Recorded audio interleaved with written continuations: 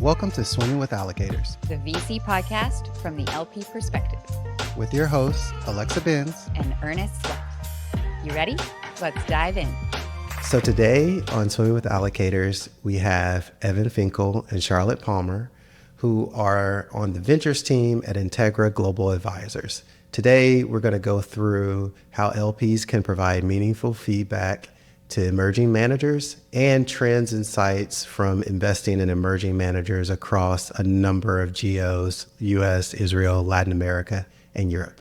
And so honored to have both of you on, Evan and Charlotte. Thanks for being on. Yeah, thanks so much for having us. Really appreciate it. Pleasure. So I think I want to start first with each of you, sharing just your stories to becoming allocators. It always kind of serves as a good base and some lessons for those of us who are out there, or those who are interested in becoming allocators. So we can start with you, Evan. Sure. My story is sort of a happy accident, honestly. It was not part of a grand plan necessarily. I studied finance and psychology in college, then spent a couple of years in consulting at a relatively quantitative firm. Then was recruited by Anheuser-Busch, the beer folks, where I led a team focused on data science around the $1 billion+ marketing budget.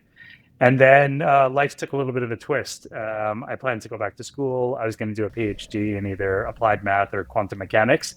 And then I wanted to start a company, something sort of deeply technical.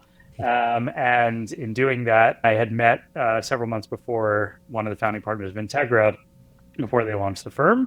And around the time that I was leaving Anheuser-Busch, Integra was launching. And so it became a good opportunity to keep a little bit of money coming in, work with some people that I really liked and thought I could learn from, and then hopefully sort of build out a broader network so that ultimately when I wanted to go start a company, I'd already sort of have a base potentially of, either co-founders, like on the founder side, or prospective investors. Over time, despite doing a second degree in applied math and a master's degree in machine learning, and then doing a little bit of a detour at Amazon, I really loved what I was doing at Integra, and in particular working with emerging managers. And so I really enjoyed, what I've been able to do at Integra. We also do some stuff on the direct investing side, so it works sort of that muscle. And so happy accident, but it's worked out quite nicely. And particularly given sort of how we've developed the thesis, I feel like there's a lot of alignment sort of between what we think can do best for our LPs and the types of investing we like to do, which is sort of those emerging managers and, first couple of vintages that we're seeing in the market. Awesome. And then I'm expecting was it a happy accident as well, Charlotte, or you just always knew? No, quite the opposite, but a slightly different angle coming into Evan, which I think makes us quite complementary when we're looking at deals together. I left university, I did business, social policy, left to go to Australia for a year, came back and started working at the British Business Bank doing the drawdowns for emerging managers. So the British Business Bank is the UK government's sovereign wealth fund, essentially, utilising taxpayer capital to deploy into economic gaps in the ecosystem, one of them being fund managers in the VC asset class. So I spent the first few months doing all the drawdowns thinking, guys are having much more fun than me doing all the processing of the documents. So I jumped ship quite quickly and joined the investment team on the Enterprise Capital Fund scheme at BBB. Loved it. I spent 4 years there, purely emerging managers as a focus, cornerstone checks up to the value of £50 million. So some quite serious investments, which were involved some quite serious diligence, some of which could take anywhere between 2 and 4 years. So really getting to know the managers well, seeing a whole lot of deal flow, and got to a point after 4 years, I was there's never quite a good time to leave because there's always a deal you want to see through. It just takes so long to do. But I wanted to broaden my investment horizons geographically and invest in a few opportunities beyond the UK. And got introduced to Evan via a mutual friend in the industry. Loved what he was building on the VC side at Integra. Got to know the team at Integra. Loved kind of the culture and the thesis behind the team. And onboarded back in August last year. That's awesome. And so, Evan, could you give us just an overview of Integra? And, I know it's an RIA. How does it differentiate itself from the growing amount of RIAs, especially within this asset class? Yeah, absolutely. So it's a registered investment advisor, which is a relatively common term in the U.S., but I think is scary to people outside of the U.S. Registered investment advisor just means that you are registered with some sort of government authority, right? So either a state level regulatory authority, or at the federal level with the SEC. So we are an SEC registered, registered investment advisor. Functionally, it doesn't really have any effect on how we think about investing or how we think about the world. If somebody saw us and didn't know that we were an RIA, they would sort of say, you look a lot like a multifamily office, in that our clients are ultra high net worth families, foundations, endowments, and pensions. We have a quite high investable minimum. But if you just looked at Integra and you didn't know anything about what an RIA was, you would say, this looks a lot like a multifamily office. We invest out of discretionary pooled capital vehicles, which means we don't have to go back to our clients and ask them to sign off on every investment. We don't have to pitch our clients. We are the LP.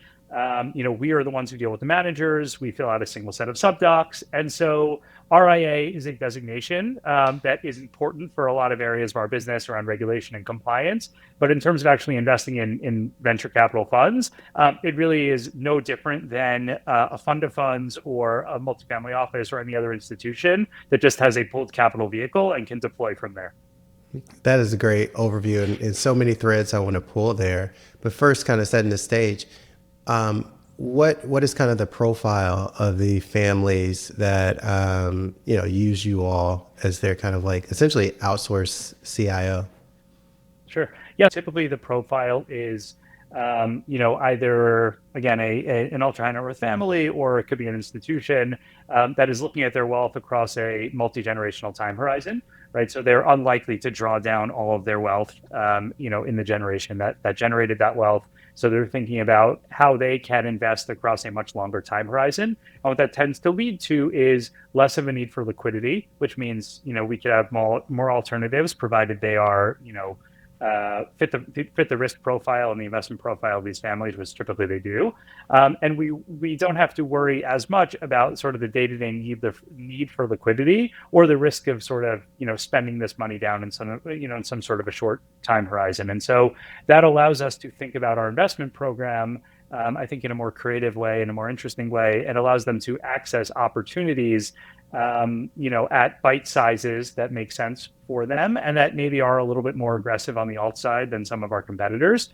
Again, the way that we think about it is you can use manager selection and asset allocation and location to drive a lot of benefit for clients. And a lot of that is happening in private markets rather than in public markets. And so, we follow the research, and we try to, obviously build based on that and based on our clients' particular needs and situations. And overall, we feel like that allows us, in particular, to operate more on, the alternative side, including venture capital, and more of our clients' portfolios tend to be allocated there, I think, than many or most of our competitors. And, are most of the families in one geo or kind of all over the world? They tend to be concentrated in the U.S., not because we cannot or don't want to have, clients outside of the U.S. In fact, we do have clients that are not U.S. based, and I expect that will continue to be the case, and they will represent a larger percentage of our clients going forward. It's just that typically, if you sort of look at our main office and our founding partners and how we started the firm, it's obvious that our networks were strongest on day one in the U.S., and the firms that the founding partners had worked at previously was also more US focused. But over time, particularly as we've been able to use, for instance, our venture investments as a launch pad for meeting more people globally.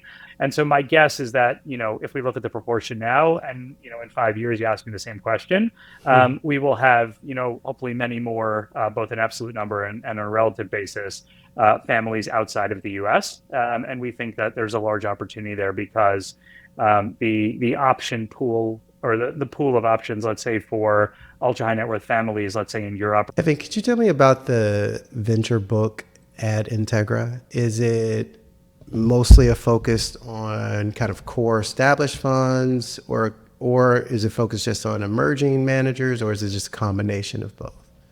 Sure. It is predominantly emerging managers and smaller funds. We do have a couple of positions that are either a little bit larger or maybe a little bit more established. But the vast majority of what we have done and will continue to do is emerging managers, smaller funds. We feel, and I think that there is, a reasonable amount of data to back this up, that is sort of the place for alpha. There are some exceptions, and so I think there are particular opportunities in particular idiosyncratic situations.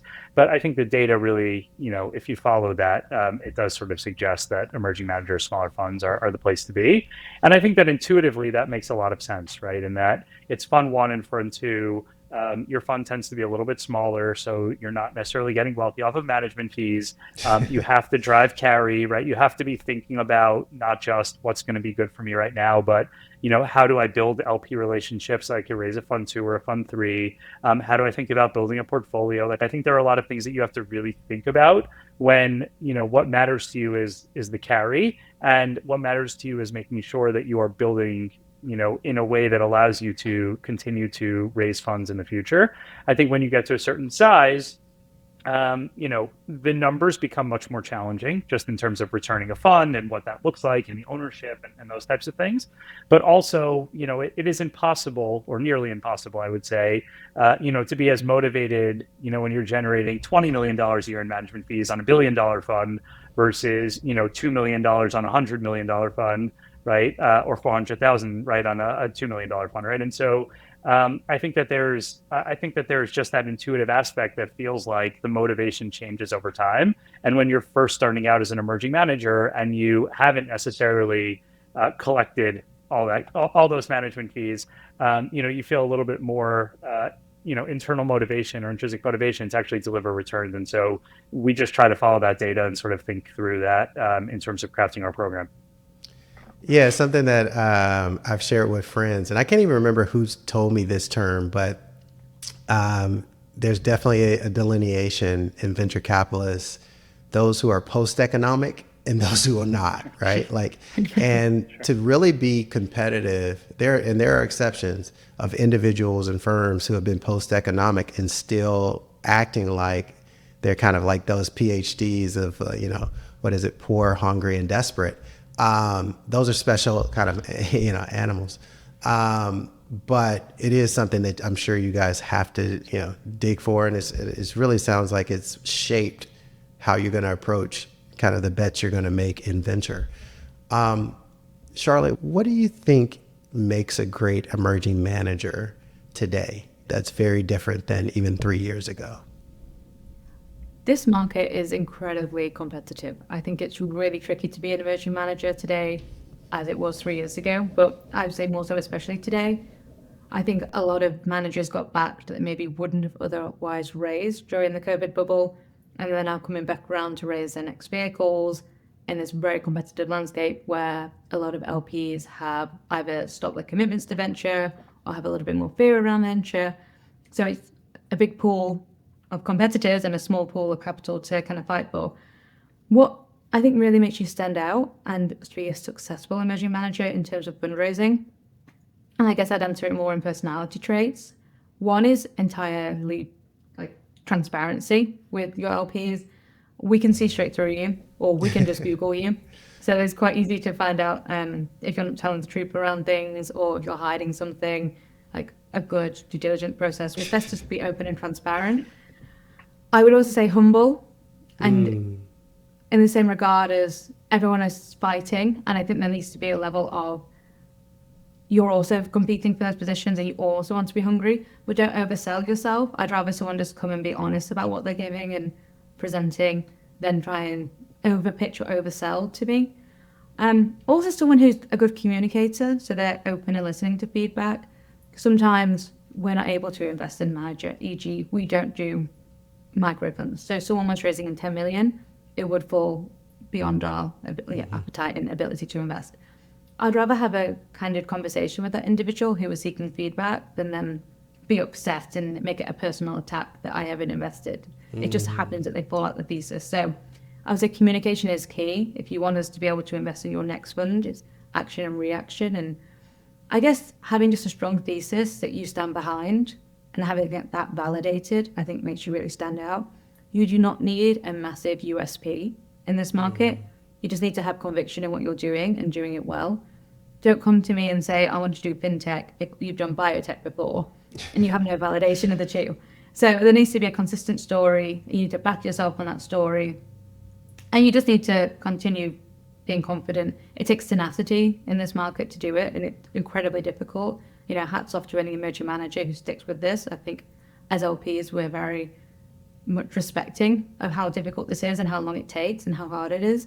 But I would say it's those who stick with it who are eventually the successful ones. Yeah, absolutely. And I think kind of to your point about why it's so competitive, is I found that there's two kind of cohorts that we had more funds created that maybe a few wouldn't have been created. And so I definitely think that 2020 to 2022 is what most people point to. But I would also argue that there was like an archetype of a lot of former founders, operators of varying success at that in that 2015 to 2017 range, that if you didn't really cash out when there were all those IPOs in 2021, those funds still have not, even if they've raised 3-4 funds, have not returned anything. And so we're having just this like massive correction in the market that if you see this and you still want to get in, you need to be tenacious. You need to be able to show, why should there be a firm that you start Earnest or whoever it is, right? Right. I think one thing that's challenging, though, and something I think about a lot, is, there are a lot of really talented investors out there, right? If you look at some of the more established firms, there are some really talented associates or principals or junior partners, and they sort of look up the ladder and they realize, like, I'm never really going to be a partner here. But then they look into the market and say, I love being an investor, but I don't want to be a fund manager, right? Meaning I don't want to have to go out and spend 75% of my time for the next 18 months like scratching and clawing to raise $15 million and dealing with compliance and legal and IR and all that other stuff. And so you have this gap, right, of these people who are sort of sitting in the middle where they're really good and talented investors, but they're just sort of stuck at their like legacy fund, right, where they're never going to become like the partner. And even if they do become the partner, maybe the fund got so big already that like they're never really going to be like generating carry. On the other hand, they're like, I don't feel like I have the aptitude for fund management. I just want to wear the investor hat, not the fund manager hat. And so I think that's also a challenge, is how do you make sure that the emerging managers that are coming out and that we're evaluating are sort of the best of the best, versus sort of like leaving behind a lot of really talented investors who could be good emerging managers or solo GPs, but just don't want to like go through that torturous journey of like 18 months of fundraising and fund management, right? I think you have to evaluate not just the manager sitting in front of you, but what does the actual ecosystem look like? What does great look like? And is the manager sitting in front of you great? Or are they just willing to sort of like absorb the torture of fundraising, whereas like the great investors maybe don't want to do that, or some great investors don't want to do that, right? And so it's not just who's the best person sitting in front of you, it's are we allocating to the real best of the best, or are we just like allocating to whoever is willing to sort of go out and jump when it's 2025 and it's a hard environment. So that's something we also spent time thinking about. Yeah, it makes me think of this conversation I literally had this week with a friend who spoke to an LP, and she's an emerging manager. And the LP said, this market is tough for allocators as well to assess and diligence this new crop, like post 2022 crop of emerging managers. And it's because they were saying, all right, there are two groups that whether we invest or not, we have some kind of like experience with diligencing, right? First archetype is the traditional spin out, right? Sure. You're at an established fund and you immediately spin out to do something, right? The second is that, famous operator, unicorn plus exit, angel track record starts a fund, right? But the one in kind of that messy in the middle that you're talking about, those individuals, right? That they're at a good fund, they did well, but the LP was saying to my friend, we can't assess, is it your ego that's driving you doing this? Like you just hated it so much that like, you're like, I'll do my own thing. I'll do the same, like I'll do the same strategy and just me be the boss. Or do you have a unique perspective? And I thought the question was kind of like very loaded because I don't know who has been successful without a little ego and sometimes a lot of ego. But what the core of what the LP was getting at was, do you have a differentiated perspective? And so how do you all actually put that in your diligence of understanding, given the challenges, Charlotte, you mentioned, of really diligencing for this manager, as you said, Evan, is the best of the best because they have a perspective and they can do it all? Yeah, so I think it's a combination of things. I think there is always this question, right? And I think emerging managers should know that, right? When you leave a big brand, there is always a question of, did you do those deals because they were inbound deals and you were just the next person with some free time, and so you got this deal and now you did it? Or, did you really do the work? Did you source that deal? Were you the person who pushed it internally? Was there some partner that didn't want to do it and you overcame the internal opposition? And so one way to answer that, right, is to go to the founders and say, how did this happen, right? Like, did you go to the partner at the firm and they just like pushed it down to the analyst and that's how the analyst did the deal? Or, did this person like find you at some industry event before you had an idea and they stayed in touch with you and, that relationship evolved over time and they were your internal champion? So I think one way to really tease this out, right, is to just go and ask a bunch of founders. Now, you have to be able to read between the lines and the subtext and understand all that. But I think in general, if you speak to a number of founders, you will get a sense of how this person built their track record. So I think that's number one. I think the second is brand building, but not brand building like everybody needs to have a podcast or everybody needs to be on Twitter, right? But you can be, right? If you have something to say and Twitter is the medium or your podcast or Substack or whatever, like that's great, right? But another way to build a brand is to actually just become an expert and then like be able to be value add to your founders in a way that other VCs cannot be. And so I think there's something really important about saying, well, if I want to do fintech, like, what is my unique ability to add value to my portfolio companies? What is that like secret that I have? In the same way you would ask a founder, what is that secret that you have a right to that nobody else does? Well, as a VC, right, what was it that I did that allowed me to stand out from the crowd? How can I continue to sort of like sharpen that? And I think that becomes apparent in your conversations. You speak to 20 fintech VCs, you kind of get a sense of who is doing fintech VC, because they really, really deeply feel passionate about it and have some sort of a right to a secret, and who kind of stumbled upon it and it kind of works now because they've been able to raise a fund, but they don't necessarily feel it in their bones, right? Or have that ability to influence their companies. Now, again, I think that's hard. You have to be able to read between the lines, right? There's some subtext, but I think the more time you spend diligencing a market and the VCs within it, and the more time you spend speaking to founders, you do start to get a sense, at least on some level, of who are the people that could be interesting and who are not. Even then, you still have to do more work, right? You still have to understand access and right to win, and if they're going to be able to fundraise a viable fund, and all, if the strategy makes sense. But at least as a starting point, I think that speaking with founders and just surveying a big chunk of the market and then just like stack ranking people is a very good starting point for those conversations. And I guess just to build on Evan's great point there, it's really hard when we do look at founders from that perspective, and maybe the individuals worked at a tier one VC, and you're kind of questioning, did the founder take the money because they were a tier one VC or because they said individual that worked there? And it's trying to find the nuance of, was that person great and that's why you took the money? Or were they great after they came on the cap table and you took the money because you wanted that label on the cap table?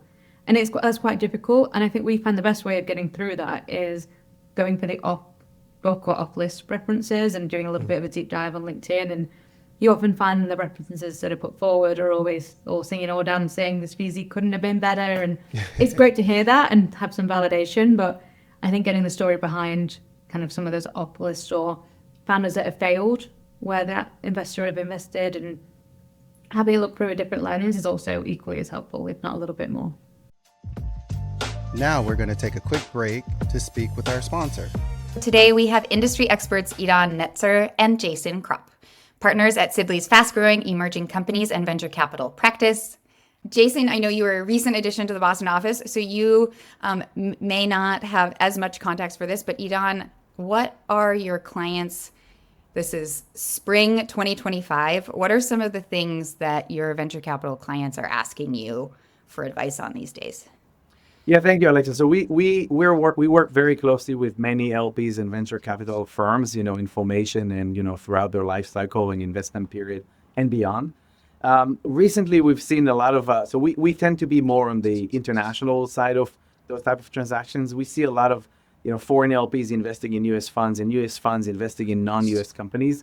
So those cross-border transactions fall well within our wheelhouse. And a lot of those questions that we're getting recently relate to all kinds of, international aspects or elements of, investing, fundraising, investing, and exiting, in a cross-border setting. That includes, again, a non-US LP investing in a US fund, for example. So tax has always been like a big deal, of course, tax optimization, withholding taxation, something I call tax leakage. I think it's very important for everyone to make sure that whatever transaction they do gets the right amount of attention from a tax standpoint, because, those tax payments or those tax obligations as they come up are much more difficult to fix after the fact. So getting into the right structure, the optimized structure, both at the company level and the fund level and the LP level, can save a lot of money later. And these are the type of questions we get almost, every day, quite frankly.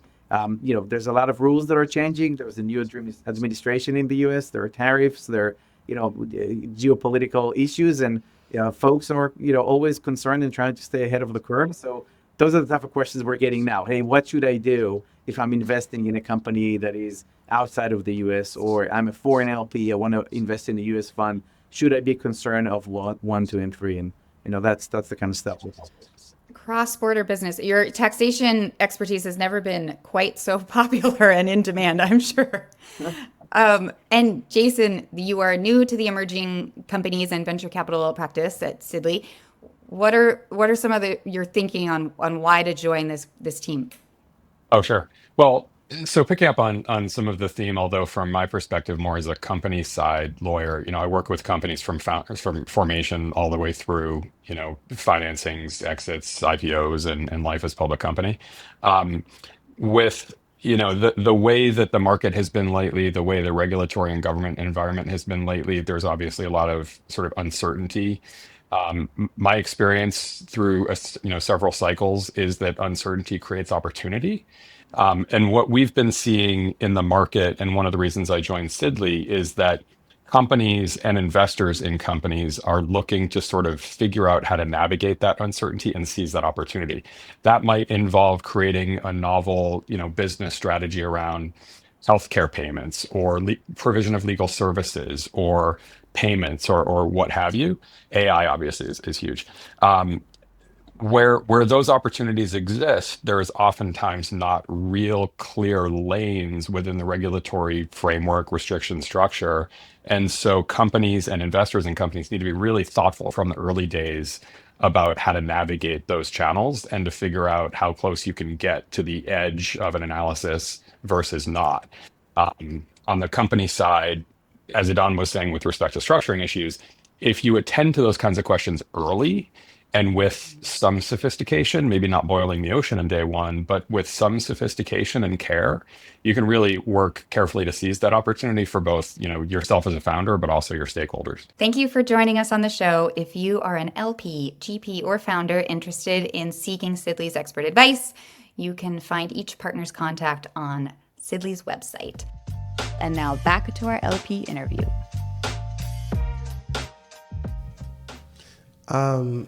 Charlotte, in our prep call, you spoke a little bit about Integra's approach to being more than just capital and getting involved with your fund managers. What kind of factors go into the decision making of being on an LPAC or not? I think LPAC's one of those things that's often confused, where it's for the help of the fund. It's not for the help of the LP. I can read your quarterly report. I can go to your AGM. Hopefully we have a good relationship. Your LPAC should be constructive of individuals who you can go to and ask advice, get counsel, get guidance, get governance. So it really, how is that team, GP, founder, whatever, looking at actually who is helping me? That is not always your anchor investor. And I think a lot of teams get that confused, or they put in the most money, so they just sit on the LPAC. Like, if that you are their very first VC investment, and they've never invested in VC before, and they probably won't again, they're probably not the person to sit on your LPAC, because they're not going to have the insights and the guidance and ability to actually help you as much as someone like myself and Evan, Integra, where we're doing this time in, time out. We're spending all our days looking at things. We're reading data. We're reading articles. We're doing podcasts. So I think it should actually be more constructive. How should the GP construct that LPAC instead of how, I mean, we're always happy to sit in an LPAC. I think we have a lot to bring in terms of value add to an LPAC, strategic oversight, operational support. I think we have a lot to say and a lot to give. And we also are not scared of asking the difficult questions or challenging the manager if they need it, or probing a little bit. But it should very much be driven by the team and the GP themselves of who is helpful for them. As a follow-up, how do you think LPs should give feedback to fund managers? Is that pre or post investment, or both? All right, that's a great clarifying question. Let's do both, pre and post investing. Pre, I think it's difficult for a lot of LPs. I come from a BBB background where we were made to do, it was enjoyable to do an hour-long phone call discussing the feedback and having some creative pushback on our reasoning for our decisions of that is not American at all. Go ahead. No. Evan kindly told me I did not have to do that here, but I would say people take it two ways. People are very grateful and it's very constructive, or they take it as a personal attack and they try and convince you. I would say once an LP has made up their mind, I have never heard, and I have a lot of fellow friend LPs, someone changing their decision because you have sent them an angry email deciding that they have made the worst decision ever and that they should be investing in you. I think you should just graciously accept their reasoning, even if you do not agree with it. Have a good relations, stay in contact, and more than likely they're going to want to engage with you for the next fund because you already had that kind of little bit of history, a little bit of passing. They'll have seen your progress over that time. If I was the emerging manager, I would think about doing personalized newsletters. So send your newsletters out. If you have 4 to 5 institutions you're kind of targeting for the next fund, send it with a personalized email attached. It doesn't take you more than an hour to do that across 4 or 5 institutions. But I guess just have graciousness about it, and a bit of decorum and just politeness, and know that this is a relationship game, and coming at it from an attacking angle is not fun for the LP or yourself. There's that great stat, I think, on fundraising. For every 100 conversations, you convert 1 LP. So it is hard. It's difficult, and you're going to have a lot of rejections. If you fight every single one, you're going to be spending a lot of time sending a lot of angry emails. I guess feedback on the opposite side, when you have secured the LP. Yeah. Hopefully you have a much better relationship. You're able to communicate freely. We foster a culture of transparency at Integra where, our managers are able to come talk to us if they have a problem. I would hate to hear about a problem in a quarterly report saying like, this happened, but we fixed it. Like, come to us when the problem happens and we can talk about it and we can resolve it. So hopefully there's that open communication channel. I quite like having, and I know Evan's the same, like a monthly one-on-one with our managers just to get, the insights, what's going on. And we tend to give feedback there or just digging into the details. I would say it's a much more constructive approach where you're kind of challenging and probing, but more, have you thought about this? Or we're seeing this trend. Are you seeing the same trend? So they get to benefit from our wider overview. You obviously invest across 4 different markets. We see hundreds of deals a year. We come with a lot of knowledge on that basis. So I think the feedback's a lot more, are you seeing what we're seeing, giving insight, sharing insight, and kind of going from there. Evan, what questions do you think GPs should ask LPs that could be potential, that are vetting them to be potential investors? So I think there are a few things that are probably important if you are if you are particularly an emerging GP. So I think the first one is, do you actually invest in emerging managers, right? Or do you invest in my fund size? Yes. Because it sounds obvious, right? Oh, you had a conversation with somebody. They're like, this sounds great. Let's have a follow-up. And then you're 3 conversations in, only to realize that the Harvard endowment writes $50 million checks, right? And you are raising $10 million.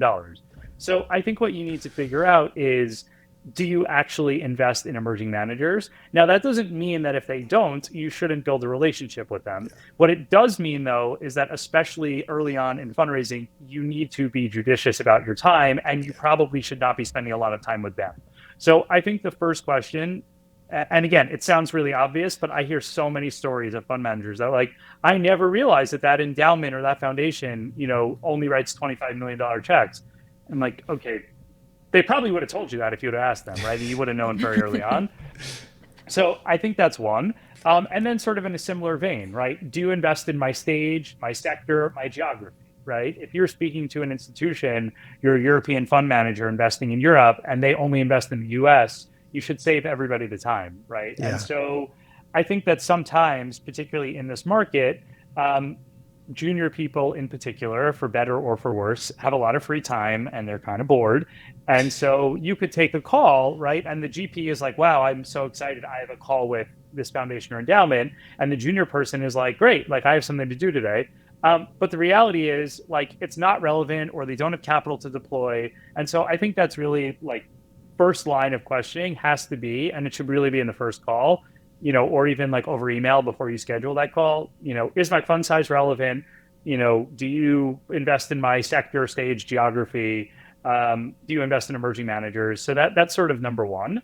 And I think beyond that is, I think it's okay, particularly if you're like an oversubscribed fund, to say, hey, like, before I add you to my LPAC, or before I give you some break on economics or something because you're supposed to be super helpful to me, I want to reference you. Do you have a reference list? Can I speak to some references for you, some funds you've invested in? And let's actually hear, like, what you've done for that slice of the GP you're asking me for, or for that LPAC seat. Where's the value that you've brought? Now, you're not going to do that for every 100K, 500K, or even, a couple $1 million check. But if somebody wants some sort of special economics, or they want to have some sort of a unique relationship, or they want an LPAC seat, I think that it is a good idea, before you not only marry yourself to them for 10 or 12 or 15 years as an LP, but before you give them either like a portion of your company or a position of responsibility, that you look into them the same way that they're looking into you. And so just asking, hey, do you have a reference list? Again, at the end, before you give them whatever special thing they're looking for, I think that's a question that GP should be asking, instead of just giving up LPAC seats or giving up portions of their management company or the GP or things like that. And then I guess the last one is just, when was the last time you deployed capital? What's the check size? And how much more are you planning on deploying for the rest of the year? Because again, I think there are a lot of people that are bored and they're happy to take phone calls. But if they're not deploying capital, or if they're deploying check sizes that don't make sense for you, or they don't have capital to deploy for the next 6 months, you as a GP just need to prioritize your time. I mean, it's not personal. There's nothing personal about it. It is just a very practical thing that there are only so many hours in the day, and fundraising is really, really hard. And as a GP, if you could save yourself like one wasted conversation per day, that's 2.5 hours you're getting back in your week, and that multiplies, right? That's real time, and it's valuable because, by the way, besides spending all this time with LPs, you're supposed to be investing, right? Yeah. That's the main part of what's going on. And so if you could save this time by asking these questions, I think that's super, super helpful. Evan, is there a way to ask around a potential LP's commitment to the asset class? Because I've seen kind of in tough markets like this, or even kind of over the past years, a number of people who got off the ground for Fund 1 or even Fund 2 didn't have people who were kind of like committed like institutions, right? So sure. Is there a way to ask around that? I think it's challenging. I mean, I think there's some heuristics, right? Institutions tend to be stickier than sort of family offices or like some certain RIAs. And those, family offices and RIAs tend to be stickier than, ultra high net worth individuals. Yeah. And so I think there's that heuristic. I think you can ask sort of like, what's your re-up rate on managers that you've invested in? What percentage of your capital or your client's capital is invested in the asset class? How much have you deployed? How much did you deploy last year? How much are you deploying this year? What are you going to deploy next year? And so I think you use these sort of like directional signals.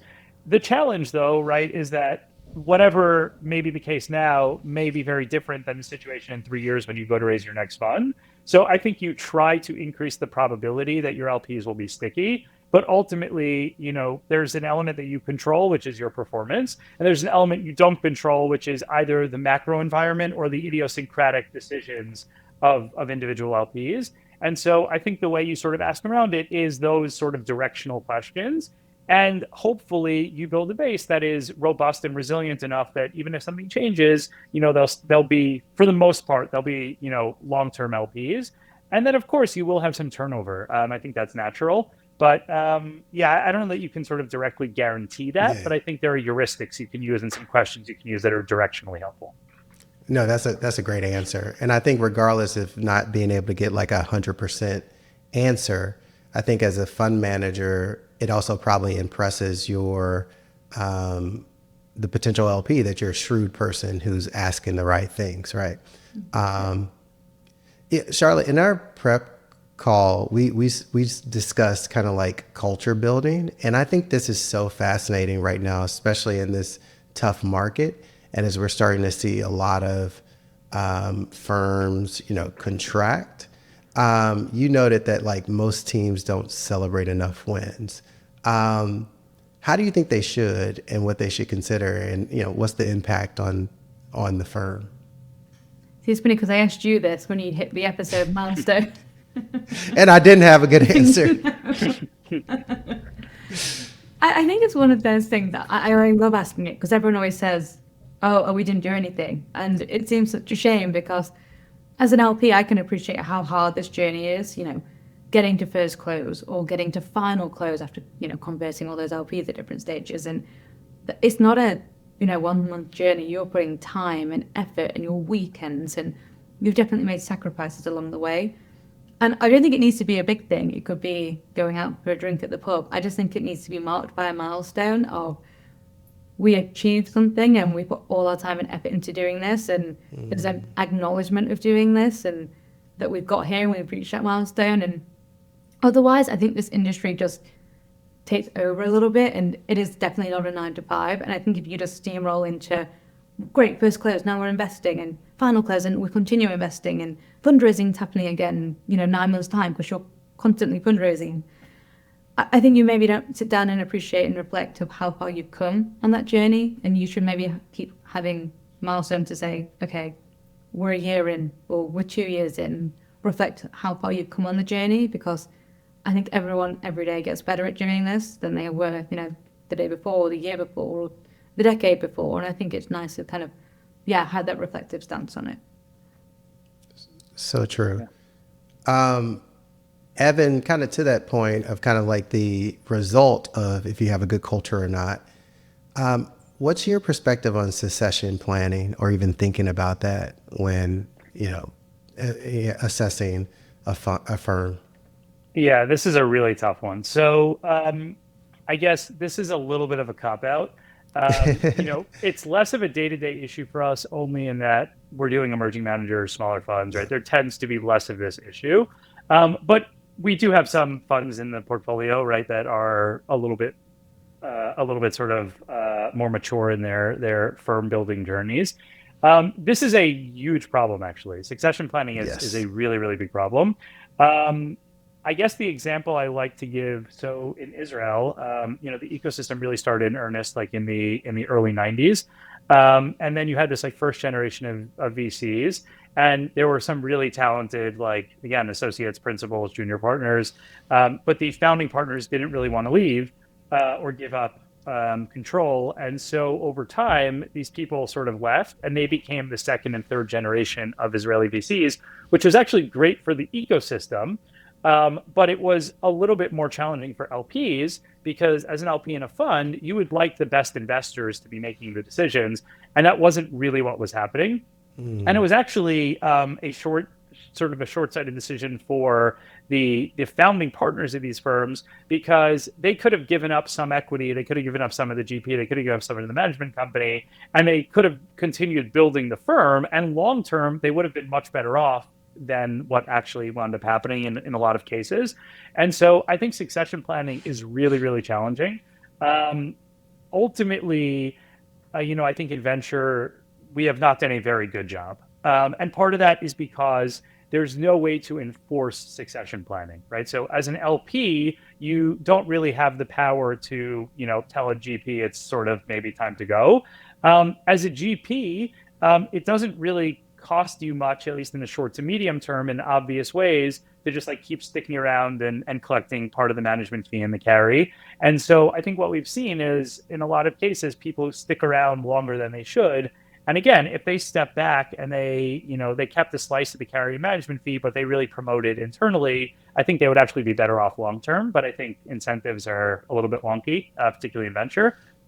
And so I guess all that is to say, VCs have not generally done a very good job of succession planning. I think it's very challenging. I don't really see that changing anytime soon, because again, I think some of this is just ego. Some of this is an inability for LPs or junior people to force any sort of change. And so in my mind, we'll probably as an industry continue to do poorly in succession planning. But that is actually an opportunity, right? Because you'll have more people at the sort of like associate or principal level who either spin out or join solo GPs and then become a partner at those firms. And so, I guess there are positives and negatives here, right? And from our perspective and our vantage point, where we like emerging managers, things that help seed more emerging managers or create more emerging managers are probably a net positive. But from an industry perspective, I think we would be better off if there were more successful succession plans that were executed. Yeah, I agree with you on both. I don't think it was a cop-out answer, by the way, but I agree with you on both fronts. I think the industry would be better, and I think it would resemble some of the maturation in other asset classes. Yeah. But also I come to terms of like, it's good for the industry too, and maybe that's just a part of it. Right. We're going to have different top 10s every 20 years. So I know LPs always look for and ask if GPs are continuously like learning from things that they're reading, mistakes they make. Kind of want to flip the question on you all and say, what's one lesson you've learned over the last year or so, just recently, that's helped shape kind of like your perspective as an LP? Mine was a learning and a lesson, not so much about myself, but how hard it is and how much people underestimate when they're at a venture fund that's probably quite well established and they maybe have their investing role and they're doing well and carry's good and they want to spin out and become their own fund. Like, how big that leap is to take. And I think that's a learning curve of people probably need a little bit of hand holding during that time. You can't just Google, like, how do I make a venture fund and how am I successful at that? And if you don't have a network, like, it's just incredibly difficult to do that. So I think that was a big learning of me of when you're talking to someone on fund one, maybe be a little bit more respectful of their position, that they maybe don't have all the answers and you probably need to do nicer questioning so they maybe can figure it out along the way, and also give a little bit more candid feedback to them, because it's really hard. I think you go from being, and Evan articulated it really well earlier, like an investor to a firm builder is a completely different skill, and I don't think it's one that you can easily teach. I think the biggest thing I've learned is that it's more fun to do this with a partner. We, Integra is a firm, right, with individuals across asset classes, right, and mid and back office functions, obviously. But for many years, I was sort of doing our venture investing by myself. And so to bring Charlotte on and to have like that in-house, right, not just, people in the industry that you swap notes with, right, but really to have somebody like in the trenches with you and like 100% aligned and like on thesis with you and really understanding exactly what you're trying to build. I think it's more fun, but also I think it makes you a better investor because you have to be much sharper like on a day-to-day basis. And so, yeah, I wouldn't necessarily say that from the GP perspective, that's true. In fact, we like solo GPs a lot more, I think, at least more recently than we sort of like people who are shotgun wedding together. But from the LP perspective, I think there's been a huge advantage, both in terms of just the general enjoyment, but also in terms of sharpness of thinking and like really breaking down what we're trying to do. That's come from doing this as a team instead of one person within a large organization. That's awesome. Yours is way nicer than mine.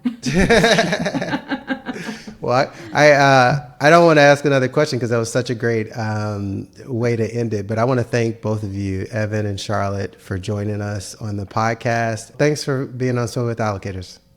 Sure. Thank you so much for having us. Yeah, thank you. See you later, Allocator. After Portfolio Tile, Investing with a Smile.